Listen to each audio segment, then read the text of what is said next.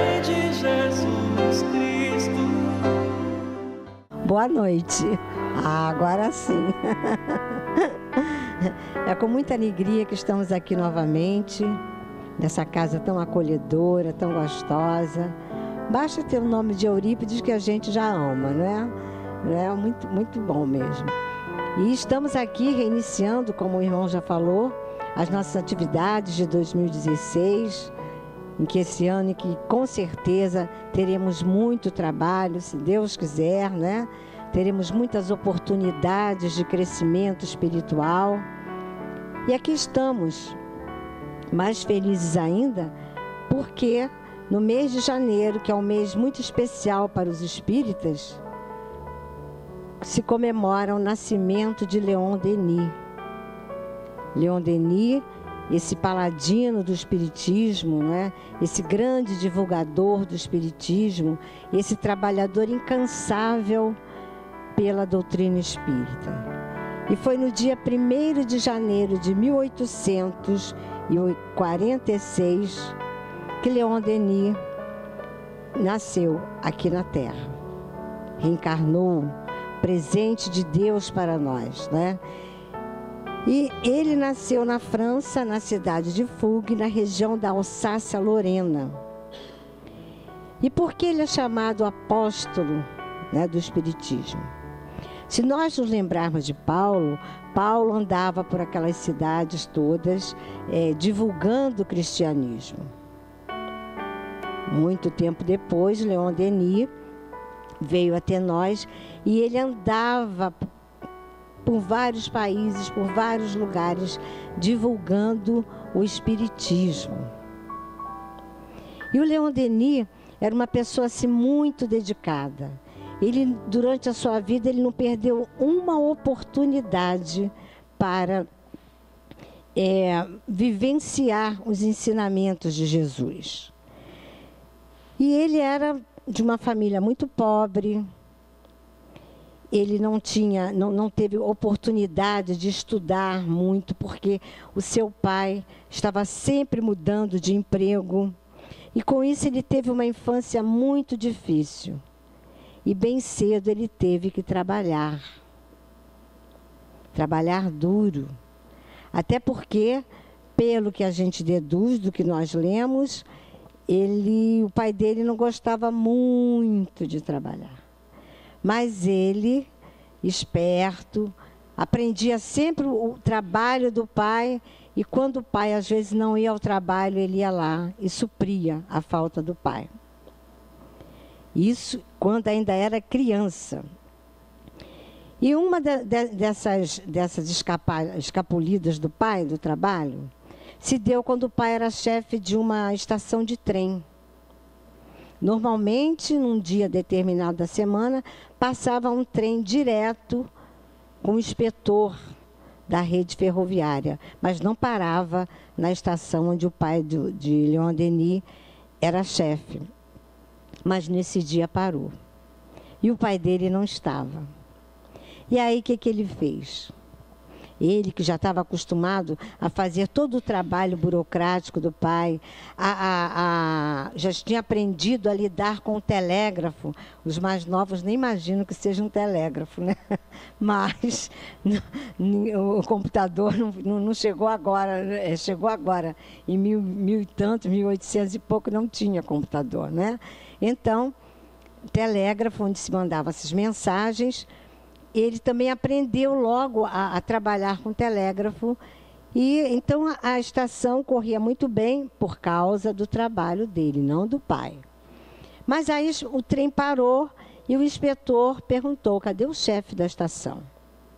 E ele, nervoso, apavorado, aí olhou assim, tinha uns trabalhadores descarregando um vagão. Ele falou assim: está ali, entre os trabalhadores. E o chefe da estação falou assim: mas o fiscal falou: mas eu quero ver os livros. Depois não, aí mostrou.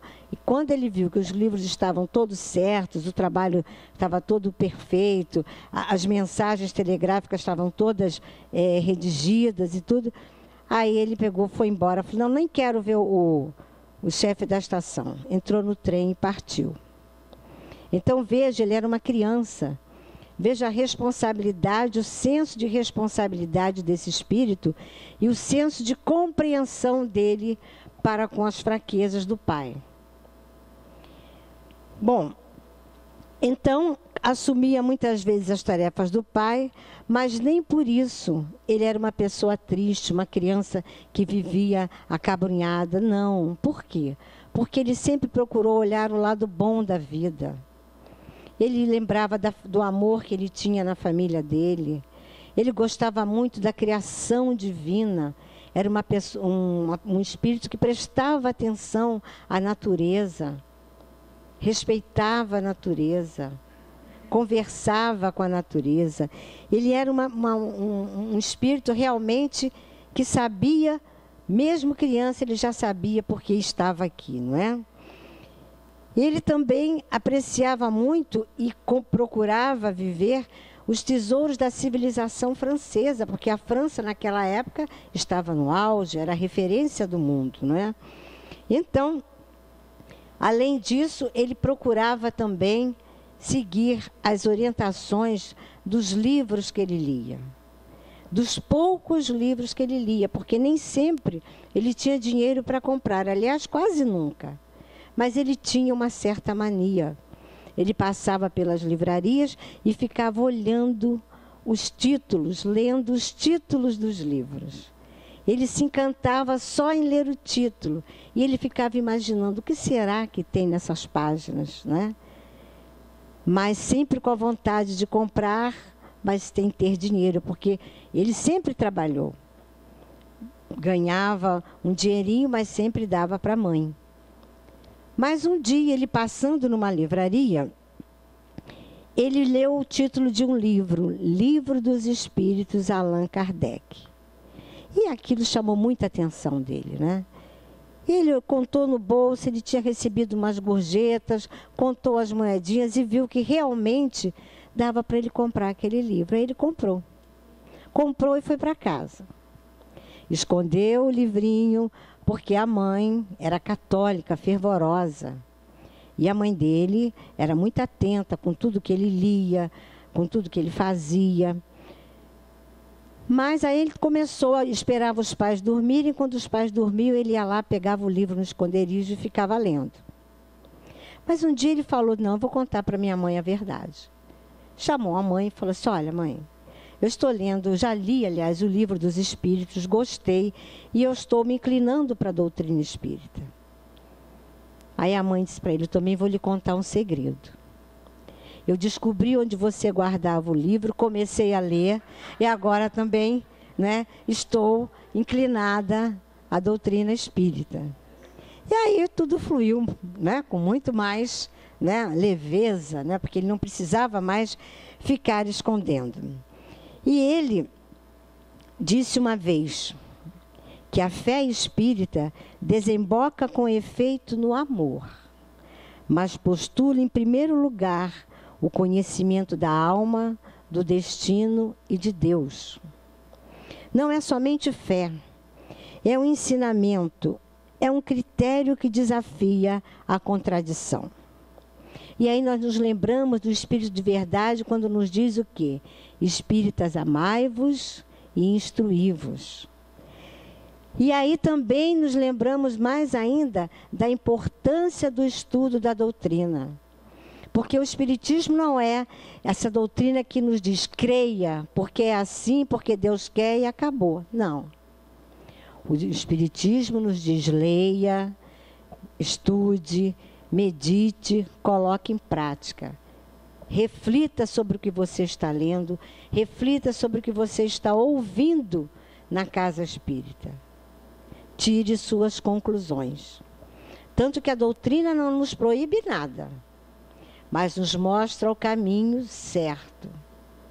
Nos mostra também da nossa responsabilidade no uso do nosso livre-arbítrio. Então, por isso que ele também se encantou com a doutrina espírita, né? Bom, então, e Leon Denis, durante toda a sua vida, desde criança, ele sentia a presença de um espírito protetor ao seu lado, que ele chamava carinhosamente de Sorella. Mais tarde, Sorella se identificou a ele como Joana d'Arc. Ela sempre o protegeu, sempre o aconselhou. Com ele, ela conversava muito. E a vida foi, né, continuando para ele, e ele procurando cada vez mais se instruir, cada vez mais procurando entender a doutrina espírita, estudando a doutrina espírita. E aí ele já se tornou, mesmo novo, um grande orador. Todos o admiravam. Ele era um brilhante palestrante, até porque ele era um homem correto. E nós temos que ter muito cuidado com isso. Eu digo nós, principalmente quem está aqui falando para vocês ocasionalmente, não é? Temos que praticar tudo que ouvimos, tudo que falamos. A melhor maneira de passarmos, de fazermos a propaganda, vamos dizer assim, a divulgação da nossa doutrina é dando exemplo. Por isso que muitas vezes, diante de umas atitudes nossas, alguém, quando sabe que nós somos espíritas, dizem que só podia ser espírita. Né? Já logo vê, você é espírita. Quando nós começamos, né, com boas atitudes, que deve ser o nosso dia a dia. Mas para nós ainda é, né, chama atenção quando alguém pratica um ato generoso, um ato bom, não é?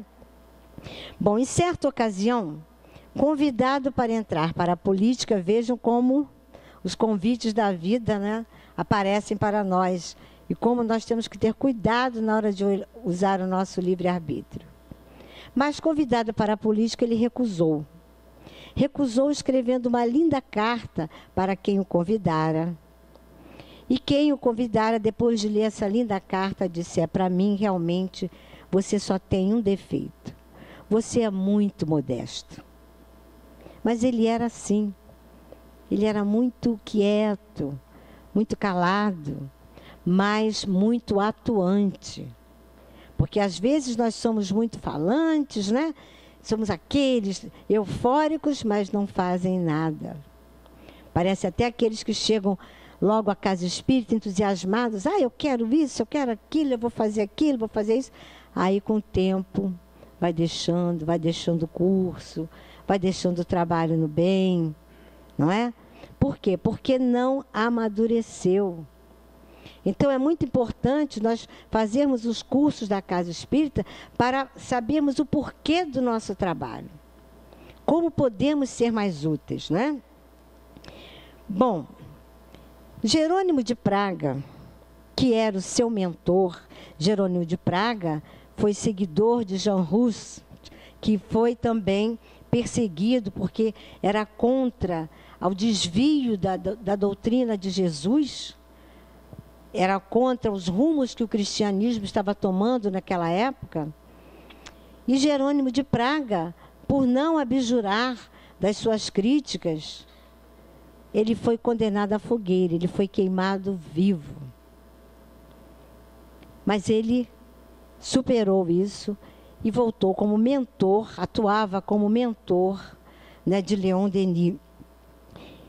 E uma vez, numa reunião, pela primeira vez, Jerônimo de Praga se manifesta através de um médium e fala para o Leon Denis o seguinte, porque o Leon Denis estava numa dúvida se ele continuava divulgando a doutrina espírita, se dedicava realmente a isso, a escrever livros, enfim, a abraçar a doutrina espírita cada vez mais.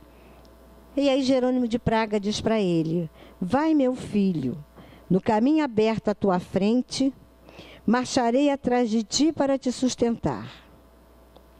Aí Leon Denis diz para ele: mas a minha saúde não é boa. Por quê? Porque o Leon Denis tinha um problema sério na vista. Ele estava ficando cego desde criança. Ele, quando menino, ele trabalhava de dia e procurava estudar à noite. Isso forçou muito a vista dele. Ele acabou num processo de catarata que não deu certo a cirurgia e ele estava cada vez mais cego. Mas aí Jerônimo continua dizendo a ele: coragem, a recompensa será mais bela.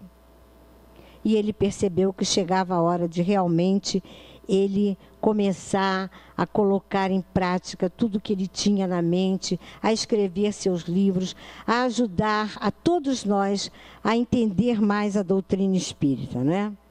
E aí, quando nós percebemos, quando nós ouvimos falar desse protetor Jerônimo de Praga, e que Leon Denis acatou os seus conselhos, nós temos que nos lembrar que todos nós temos um protetor, que está sempre conosco, mas nem sempre nós estamos com ele, né? Às vezes não ouvimos a ajuda espiritual que recebemos.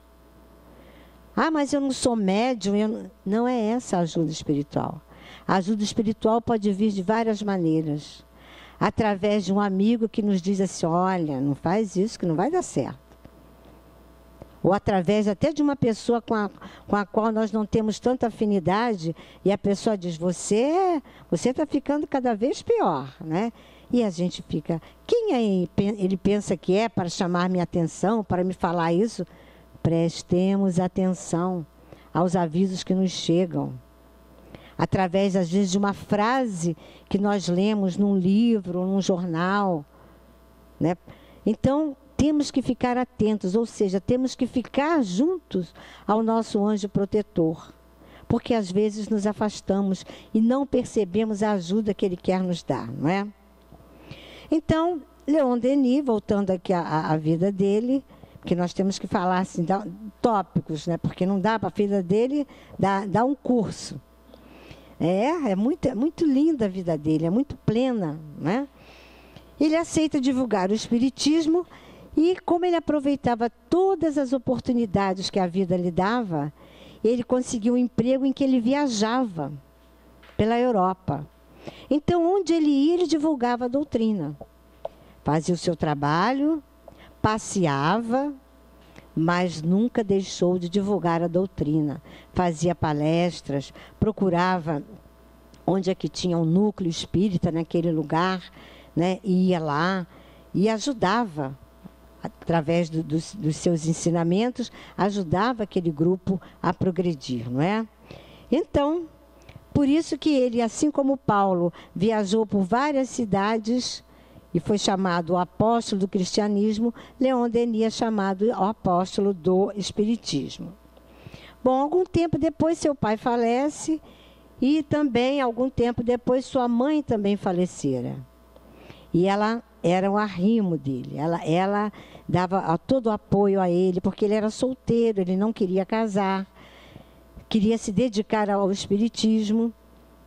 Mas, apesar da falta que a sua mãe lhe fez, ele não esmoreceu.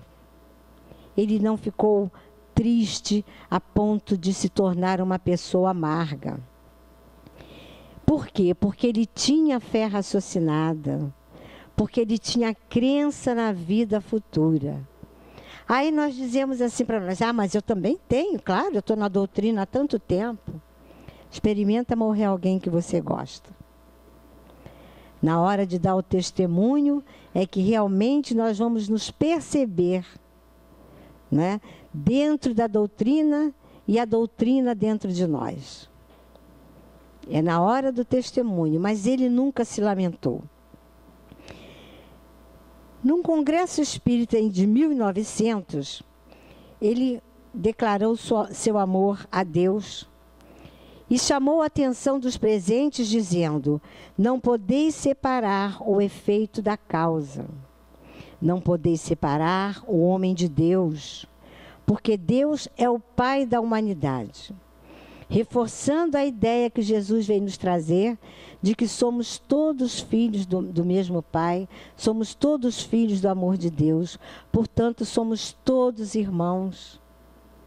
Embora as nossas diferenças sejam constantes, mesmo nos membros da nossa família, mesmo entre os irmãos, cada um é cada um, porque cada um tem seu arquivo moral, cada um tem seu caminhar, cada um tem suas vivências. Podemos ter afinidades, mas não somos iguais. Todos nós aqui somos diferentes. Cada um de nós aqui está num nível evolutivo diferente, não é? Então, dedicando-se a divulgar o Espiritismo, ele começou a escrever livros, vários livros. Um deles, O Grande Enigma, né? Ele diz o seguinte: caminha, eleva-te pelo trabalho, faze o bem, cumpre o dever. Vem até nós que, como tu, penamos, lutamos, sofremos nos mundos da matéria. Vem prosseguir conosco tua ascensão para Deus. Isto era um chamamento dos espíritos para que nós prestássemos atenção ao que os espíritos estavam nos dizendo. Prestássemos atenção à obra de Kardec, né, ao Evangelho segundo o Espiritismo, que nada mais é do que a explicação dos espíritos dos ensinamentos de Jesus, não é? No outro livro, No Invisível, publicado em 1903, que é um verdadeiro tratado de mediunidade, ele condensa pesquisas sobre a experimentação mediúnica, um estudo muito sério da mediunidade. E ele nos fala da lei de afinidades e de atrações. E nós temos que ficar atentos. Afinidades e atrações.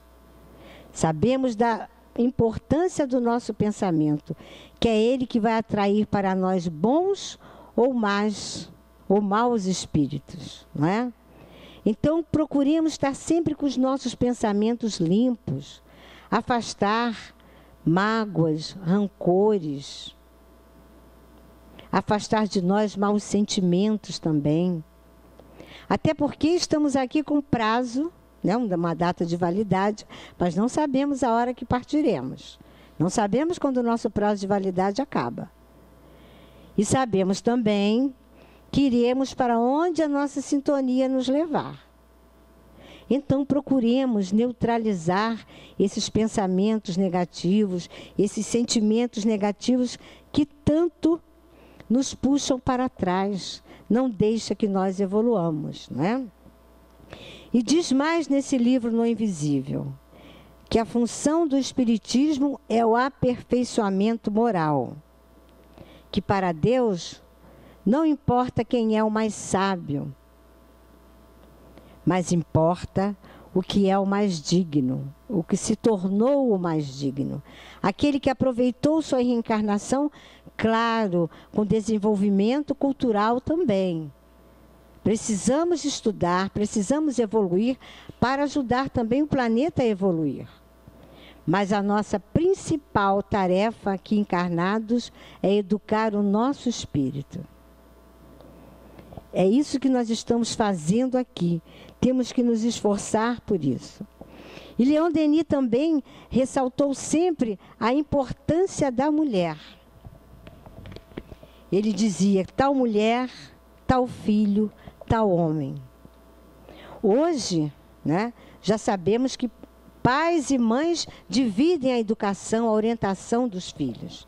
Mas naquela época, a responsabilidade era toda da mulher. Hoje já dividimos, já compartilhamos.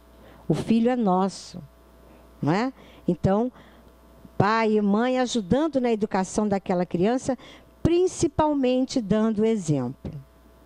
Não adianta nós dizermos para o nosso garoto de 12 anos, não, agora você não pode beber, quando você for maior você pode. Eu bebo todas. Aí pego o carro, saio dirigindo, levando a família de volta para casa, né? É o exemplo. Na última parte desse livro, ele consagra a mediunidade em geral.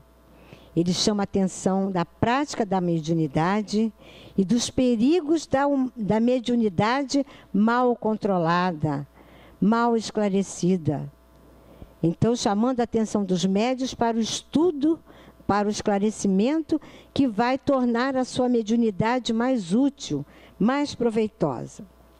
Um outro livro seu, No Problema do Ser e do Destino, que é destinado aos que sofrem, ele nos diz que o homem moderno é sequioso de provas. Isso no início de 1900. Ele já falava isso, do homem moderno. O homem moderno exige que o sentimento e o intelecto sejam atendidos ao mesmo tempo. Se ele visse como nós estamos agora, hein? 3 celulares, videogame, né?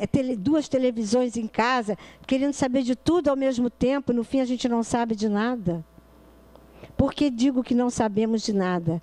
Porque no final das contas, nós não sabemos do principal, que é sobre nós mesmos. Ficamos sem tempo para nós, né? Sem atenção para o nosso caminhar, sem nos perguntarmos, eu estou me fazendo feliz? O que é que eu estou fazendo dessa oportunidade que Deus me deu, essa presente reencarnação? Estou correndo para lá e para cá, 2, 3 empregos para comprar mais, para ter mais. Não. Lembremos-nos sempre que quando daqui partirmos, tudo que temos aqui ficará. Tudo que somos conosco irá. Claro que devemos ter conforto, bens materiais, mas esse não é o nosso objetivo maior. Reflitamos mais sobre nós mesmos, né? 2016, muitos de nós já estão com a agenda completa. Será que cada dia botou lá assim, hoje, 5 minutinhos para conversar com Deus e comigo?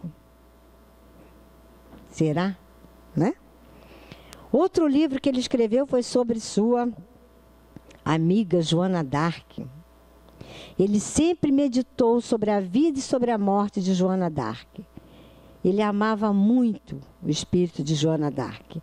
E ele disse o seguinte, não ficou lugar algum por onde ele houvesse passado que eu não tivesse visitado para meditar, orar, chorar em silêncio.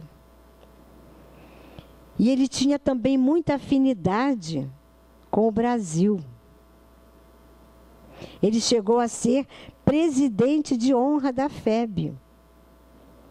E uma vez num congresso em Paris, aliás, em Bruxelas, ele chegou a representar como simples participante, delegado da França e do Brasil. Ele se correspondia com alguns brasileiros, ele prestava muita atenção à FEB, ajudava muito a Federação Espírita Brasileira. Bom, Leon Denis, como eu falei para você, sempre teve problema de visão. E perto dos 60 anos, embora ele fosse um orador de primeira, a sua voz já não era mais potente, a sua visão já estava muito fraca, até porque naquela época, 60 anos, era para ficar na cadeirinha de rodas, né, ou na cadeirinha de balanço, esperando que alguém fosse botar no sol, tirar do sol, né? Não, hoje em dia não. Com mais de 60 anos, a gente faz até palestra. Até sobre Leon Denis a gente faz. Vejam que diferença, né? Que bom. Mas, como ele já sentia que seu físico já não respondia mais à sua necessidade de ação, mesmo assim ele não se lamentava. Ele ficava tranquilo, fazendo o que podia fazer, mas sempre trabalhando. E nós? Será que nós, mesmo doentes, somos capazes de cumprir a nossa tarefa, de cumprir o que temos que fazer? Ou ficamos nos lamentando, não só na doença, mas diante de qualquer dificuldade? Uma coisa nós já temos que ter em mente, somos muito corajosos. Por que eu digo isso? Porque aceitamos encarnar num planeta de provas e expiações que estamos vendo que não é brincadeira. Encarnar aqui, nós estamos percebendo que cada vez fica mais difícil, né? Mas a nossa sorte é que temos o apoio da doutrina, que nos diz que tudo vai dar certo. Por quê? Porque Deus está no comando. Mas tudo só vai dar certo se cada um de nós fizer a sua parte. É tarefa de todos, porém é trabalho para cada um fazer. A sua reforma íntima, a sua reforma moral. Não adianta eu ficar apontando o dedo para o outro, dizendo, mas como é que eu posso ser feliz com fulano? Olha o cicrano, olha o noticiário. Problema de quem fez. O meu problema é não fazer. o que o outro fez, o que eu condeno que o outro fez, não é? E continuando a falar de alguns livros dele, porque não dá para falar de todos, tem um livro que particularmente nos é muito querido, que é o livro Depois da Morte. Por que que para nós aqui das casas de Eurípides, esse livro é muito querido? Porque foi esse livro que introduziu Eurípides na doutrina espírita. Eu já comentei aqui, quando eu fiz a biografia do Eurípides, mas pode ser que alguém não saiba. O Eurípides tinha um tio espírita que cada vez que ia à cidade, porque esse tio morava na roça, ficava na casa de Eurípides e dormia no quarto de Eurípides. Eurípides, na época, era católico. E Eurípides ficava puxando assunto com esse tio. Como é que pode o senhor acreditar em alma do outro mundo, acreditar em espírito? E o tio explicava, tentava explicar, mas Eurípides não entendia. E Eurípides era muito culto. Também era autodidata, como Leon Denis. Aí teve um dia que o tio não aguentou mais e falou: olha, Eurípides, eu trouxe esse livro para você ler. Leia esse livro que tudo que você quer saber está aí. O livro era Depois da Morte. E Eurípides, só pela introdução, ele já ficou apaixonado pelo livro. Porque na introdução, quem tiver esse livro, leia a introdução. Linda, que Leon Denis fez. Porque Leon Denis escrevia como um poeta. Fosse qualquer assunto, ele realmente escrevia com uma leveza que cativa a todos que começam a lê-lo, né? Dá vontade de não parar de ler. E esse livro, Depois da Morte, era justamente destinado àqueles que ainda duvidam da vida depois da morte, da vida futura, de que estamos aqui vivenciando uma experiência material, mas somos espíritos. A nossa vida maior é na pátria espiritual. Aqui estamos numa escola, né? Mas a nossa vivência maior é na pátria espiritual. Então, graças a esse livro de Leon Denis, que temos, graças a Deus, o espírito, né,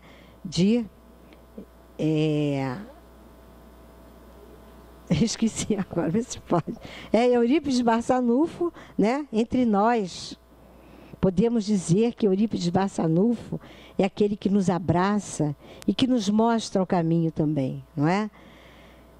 Bom, ele também, o Leon Denis também se correspondia com pessoas do mundo inteiro. E ele, por seu livro Joana d'Arc ter feito tanto sucesso na Europa, um escritor inglês uma vez escreveu para ele perguntando se podia traduzir esse livro para o inglês, porque Joana d'Arc estava na moda. Esse escritor era Arthur Conan Doyle, que também fazia experiências mediúnicas. Conan Doyle foi quem criou esse personagem do Sherlock Holmes, né? E o Leon Denis, claro, modesto como ele era, pode traduzir, não tem problema. O livro fez o sucesso. E aí Conan Doyle escreveu para ele: olha, você tem direitos autorais a receber. Como que eu faço para lhe mandar esse dinheiro? Aí ele falou: de jeito nenhum. Eu não quero receber nada. Eu escrevi e pronto. Mas Conan Doyle insistiu e só conseguiu convencê-lo quando disse: aceitai o dinheiro e encontrareis boas causas para ajudar.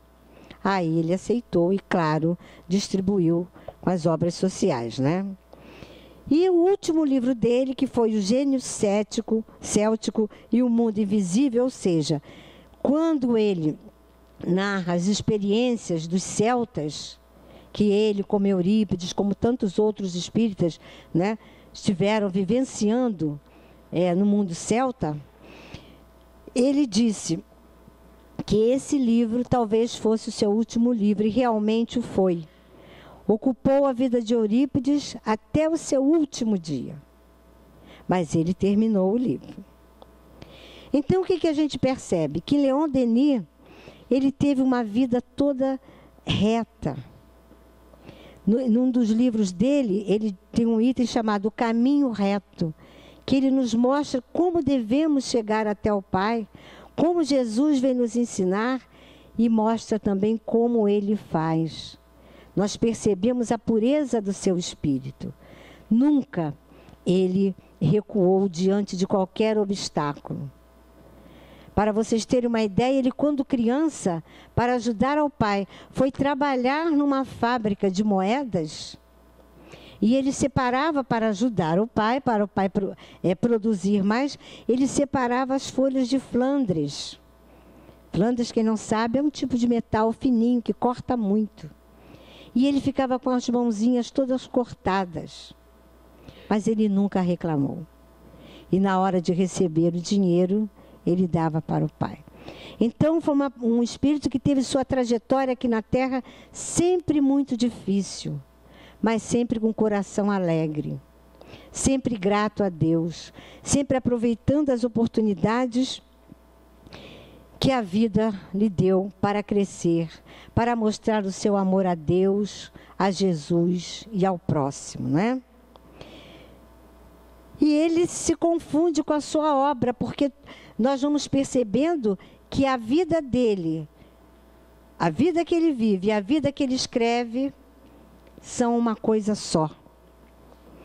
E ele sempre buscou o conhecimento de Deus e da sua mensagem.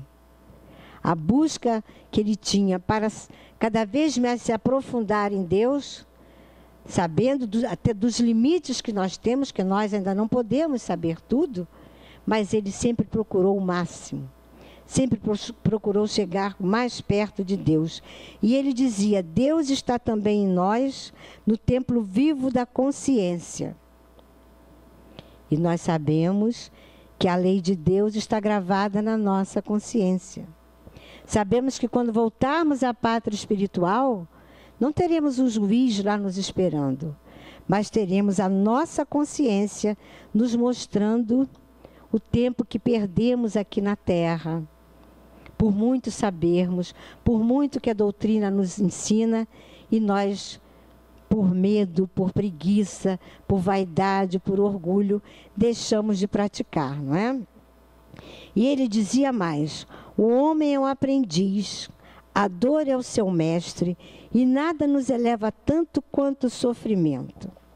Ah, então ele gostava de sofrer? Não. É porque ele sempre entendeu que a dor, para nós, ainda é a única alavanca de progresso que nós procuramos. Porque o amor está aí para nós. Mas nós procuramos sempre o caminho da dor, quando nos afastamos da lei divina. E aí sofremos. Por isso é que nós sofremos, né? Bom, sua saúde vai piorando. E ele realmente chega a um ponto em que ele não consegue mais trabalhar. Mesmo cego, ele sempre trabalhou, ele tinha suas secretárias, ele foi aprender braille, não é? E uma vez a sua secretária percebeu que ele, porque ele pegava o papel, mesmo cego, ele com uma reguinha, ele ia escrevendo ali. Mas ela se distraiu e não percebeu que ele estava usando um lápis sem ponta. Quando ela voltou, porque ela fazia sempre a revisão de tudo que ele escrevia, e ela viu que o papel estava em branco. E ela disse para ele, olha, me desculpe, mas o lápis estava sem ponta. E ele ficou, né, triste. Mas ele, abençoado pela espiritualidade, conseguiu lembrar palavra por palavra do que ele pensou que tinha escrito e redigiu novamente. E aí ficou muito feliz. Acreditando no amparo espiritual, ele conseguiu superar mais esse obstáculo, né? E no dia 12 de abril de 1927, com 81 anos, retorna à pátria espiritual com a certeza do dever cumprido. No seu velório, foi muito simples. Ele não queria nenhum ofício religioso. E ele programou assim a sua morte, no sentido de dizer como ele queria que fosse o seu funeral. Não queria nada de muita pompa, nada disso. E nem, como eu falei, nenhum ofício religioso. Mas uma coisa ele queria, que esperassem um pouco, porque na época muitos morriam de letargia, né? As pessoas eram enterradas vivas. E dias depois, quando ia se abrir o caixão, estava lá a pessoa em outra posição. Isso ele tinha pavor. Não tinha pavor de morrer, mas tinha pavor de ficar, né? Ser enterrado vivo. E realmente esperou-se, embora ele tivesse desencarnado no dia 12, só no dia 16 de abril que ele enterrou-se conforme ele pediu, com simplicidade. E a espiritualidade, a literatura espírita nos diz que a Kardec coube a concepção da doutrina, mas a Leon Denis coube a execução, a divulgação da doutrina espírita. O lema de Leon Denis era sempre mais para o alto. Ele nunca olhava para trás. Nunca deixou que as dificuldades emperrassem o seu caminhar. E ele nos deixou um testamento moral. Que testamento moral é aquela riqueza que a traça não rói, que o ladrão não rouba. E nós temos que prestar muita atenção. Claro que devemos deixar os nossos familiares amparados, mas a riqueza maior que nós vamos dar aos nossos familiares é a educação moral.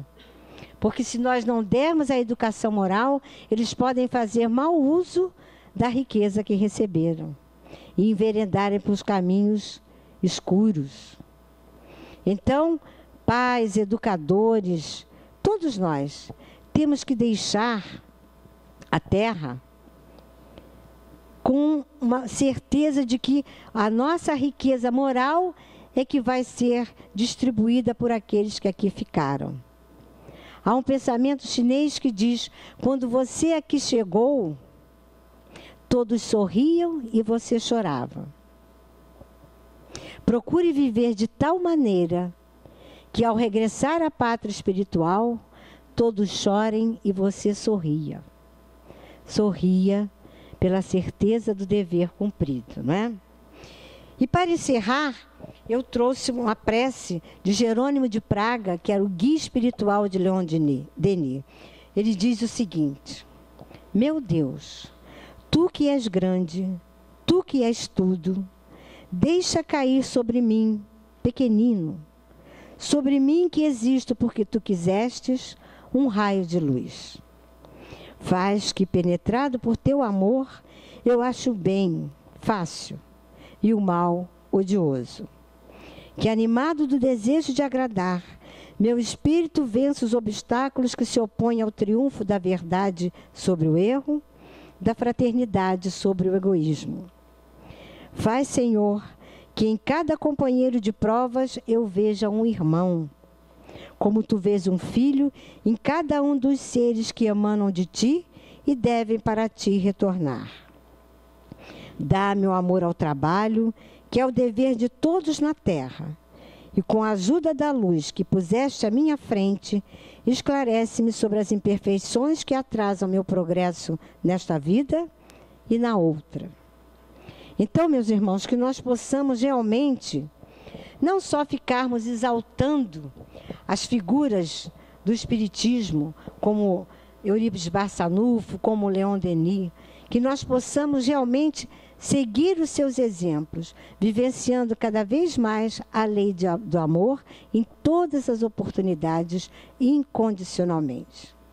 Que a paz de Jesus permaneça conosco. Graças a Deus. É nova luz.